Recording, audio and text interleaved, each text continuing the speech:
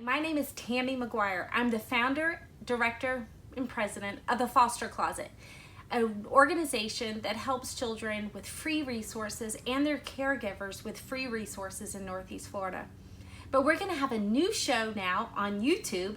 Our first episode is today, and we're so glad that you came to listen to what the value we have for you, and then what we're going to bring to you will be very insightful to help you look after the children in foster care, to be as caregivers or maybe neighbors, family supporters, whomever you may be. It doesn't matter. It takes all of us to look after the children in foster care, and we're going to bring an insightful way for you to support them. And today we're going to bring in a wonderful person who's a part of our lives.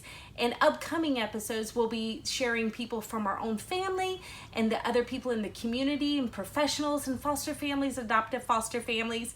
And we're really going to pour into you and how you can help the foster care community. We're back, and I'm so excited to introduce you to Jessica Bradstreet, a special friend of ours, but also on our Foster Closet board. She's our secretary, and what a great asset she is for us. But I want to also share where we're filming is at the Foster Closet in our independent living room.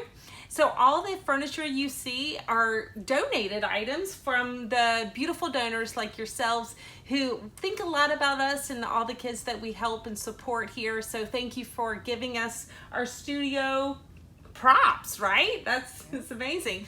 So I want to take the moment to share how Jessica really inspires me as an individual, but also the love she has for the foster care community. And we're really excited that you're a part of it. I appreciate it very, very much. She brings so much to our world and the families that we serve. So Jessica, what made you want to get into social work, or even what inspired you to get into it? And how did you get to that world of graduating and getting into the field? So I always knew when I was a kid I wanted to do something in the helping profession, whether it be a veterinarian or a psychologist. I've always been drawn to that type of field. So when I graduated high school, I went to community college and actually moved to Tallahassee and got my associate's degree and transferred right into Florida State University with my associate's degree to work towards my bachelor's degree. And I initially started my first semester as a psychology major. There's a lot of job opportunities in the field of social work. So I made an appointment with an advisor and actually changed my major that day. So I didn't even get through a full semester as a psychology major, and I had switched to a social work major. That's so interesting, because a lot of people think, oh, if I pick a certain way to go, I'm going to stick with that way. But you went from animals to potentially adults on a bigger scale with this psychology, but then you pinpointed what your love and your commitment was to be at that time, which was the social industry and social work industry. So I commend you on finding your purpose through that journey. Tell everybody how you met me and the Foster Closet. So I started volunteering at Foster Closet while I was still working at the therapeutic foster program, and just again that passion that passion that I think kept me up at night and made me work way too many hours to see out the kids in care and what they were going through and what their situation has been and had been, and then what their future could be. Led me to Foster Closet and putting in hours of volunteering there, and really seeing another side of kids being able to come in and shop and really get to interact with the kids on that level rather than like a therapeutic or an official level. True. It gave me the opportunity to just be a volunteer. That's true, and that's how we met, and a friendship bond happened and it fell into place, and it was very natural and organic. And the neat thing is we needed a secretary at the time on our board, and she fell right into it. What a commendable thing for you to do, because how many years now have you been? So you've been with the Foster Closet for I think 8 or 9 years, but how many years have you been a board secretary? So I believe I became the secretary of the board like a year after I started volunteering. So See, you see her heart, you see her passion for this world that we call foster care. And her purpose, I think, in helping us look after is not only volunteering her time as a volunteer here at our local organization, and also the one-on-one time she has done through therapeutic means, but now being on our board, she helps delve into what we do and how we really support on a bigger scale. So I want to thank her for that. And then it brings us to what we're talking about today, which is support group. Foster Closet has started a support group, and it's been, I think, 6 years now. And I wanted to share with you that it started because of a traumatic experience that happened in our home. There was a teenager who was so traumatically affected by her past and then present that it happened. And sometimes the inevitable happens when you're so wounded and scarred on the inside that it comes out in a harsh way. And it happened in our home, and we had to keep her safe and keep our family safe, so she had to go to a different home. But I also want to share that fast forward, she's asked for forgiveness, and we're all better. And that's what the world is about, right? Is making everyone whole again. But Jessica and I have spoken to the Department of Children and Family Summit.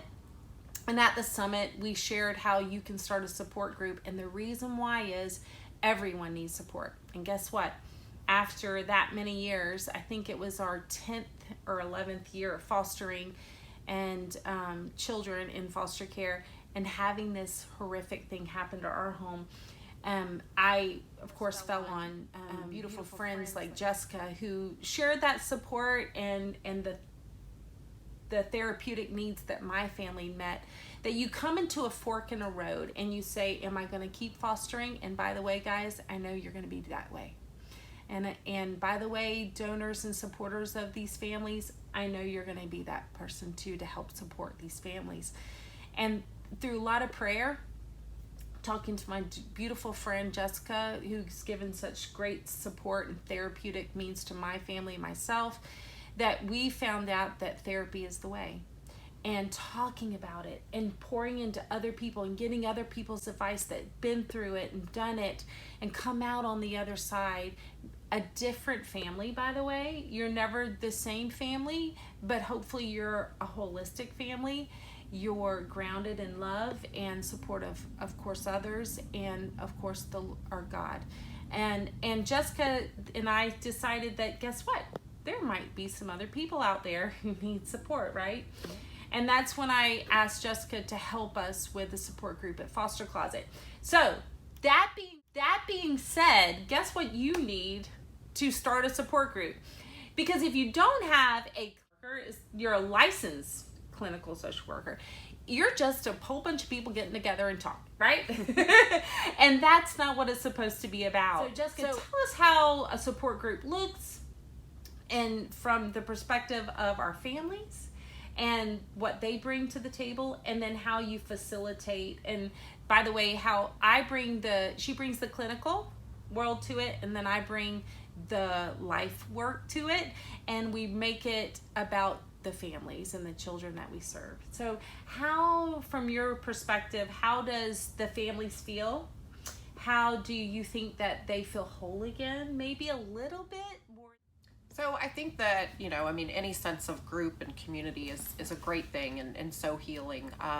As a social worker, one of the things that we are taught and do is facilitate groups and bring a professional aspect to those groups, so that it's not just simply, which is still a great thing, but it's not simply just people sitting around talking. There's a little bit of structure to it. So there are some rules that we go over, and we set a specific time and day of every month to meet, and then we review those rules. And each time we do that, and new parents, we have them sign the rules saying that they agree to them. And what that says is that we're going to be respectful of those people that are sharing, and things are going to be confidential. We don't use last names. We don't talk badly about kids or parents or agencies that we work with. It's really a place to come together and get support and also learn things. Like we'll have topics on things like attachment,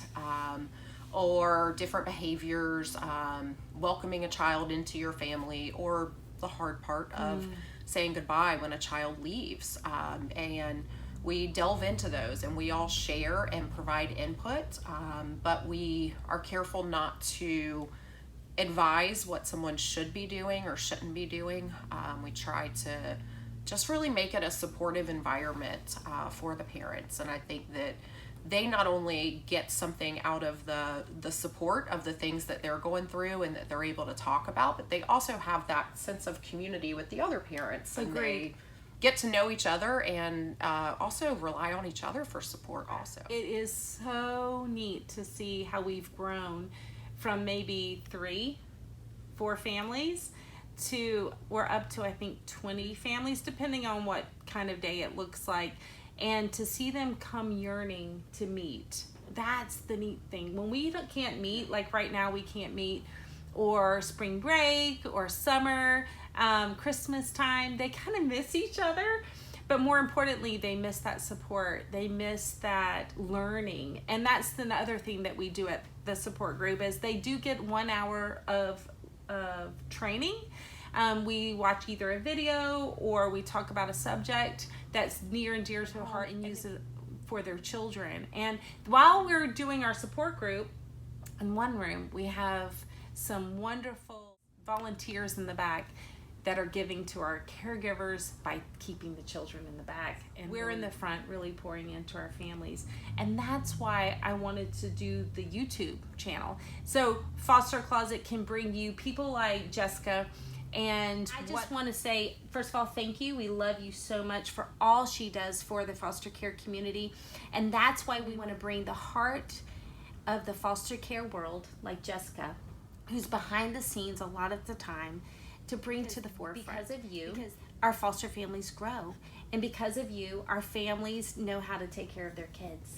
And also because of her, you get to see those behind the scenes people who really want to reach out to our foster care community and help look after. Because if you look in the verse in James 1:27 that says we are supposed to look after, that's why we started the Foster Closet. And that's why my husband and I, after 13 years, had 61 kids and started this in our home just right after the kids left, is to help look after. So how can we help look after? Be like Jessica. Start something in your community that can help the foster care community, and that's the caregiver that helps the child. Thanks, Jessica, for coming. I love her. I love her heart. I love her commitment for all that you do for us at the Foster Closet. Tune in next time because we're going to be interviewing someone very dear to my heart, my oldest daughter, who is now fostering, and how you can support non-relatives in the foster care community. Thank you for tuning in. Thank you for helping us look after the foster care community from foster to family. I'm Tammy McGuire. See you next time.